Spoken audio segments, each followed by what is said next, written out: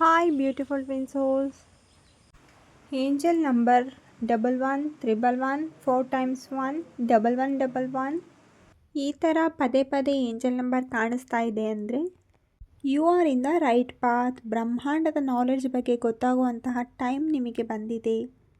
ಸ್ಪಿರಿಚುವಲಲ್ಲಿ ಒಂದು ಅಂದರೆ new beginnings, ಆಧ್ಯಾತ್ಮಿಕದಲ್ಲಿ ಹೊಸ ಆರಂಭಗಳು ನಡೆಯುತ್ತೆ. ನಿಮ್ಮ ಇಂಟ್ಯೂಷನ್ ಏನು ಹೇಳುತ್ತೆ ಅದನ್ನು ಕೇಳಿ ಅಂತ ಏಂಜಲ್ಸ್ ನಿಮಗೆ ಸಂದೇಶವನ್ನು ಕಳಿಸ್ತಾ ಇರ್ತಾರೆ.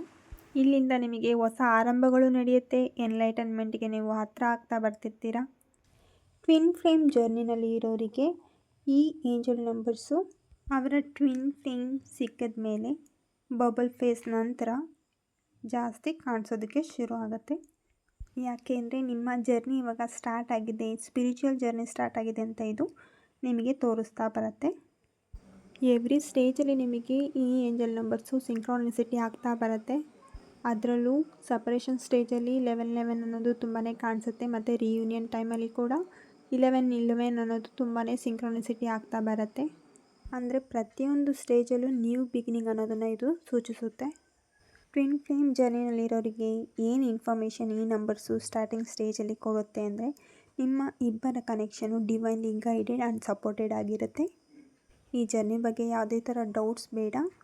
ಆ್ಯಂಡ್ ಈ ಸ್ಪಿರಿಚುವಲ್ ಕನೆಕ್ಷನಲ್ಲಿ ತುಂಬಾ ಅದ್ಭುತವಾದ ಗ್ರೋತ್ನ ನೀವು ಅನುಭವಿಸೋದಕ್ಕೆ ಶುರು ಮಾಡ್ತೀರಾ ಅಂತ ಕೂಡ ಇದು ಇನ್ಫಾರ್ಮೇಷನನ್ನು ನೀಡುತ್ತೆ. ಏಂಜಲ್ ನಂಬರ್ 1111 ಕಾಣಿಸಿದಾಗ ಇದು ನಾರ್ಮಲ್ ಲವ್ ಲೈಫ್ ಅಲ್ಲ, ಇದು ಟ್ವಿನ್ ಫ್ಲೇಮ್ ಜರ್ನಿಯ ಸ್ಪಿರಿಚುವಲ್ ಕನೆಕ್ಷನ್. ಆ್ಯಂಡ್ ಇವರು ನಿಮ್ಮ ಮಿರರ್ ಸೋಲ್ ಆಗಿರ್ತಾರೆ.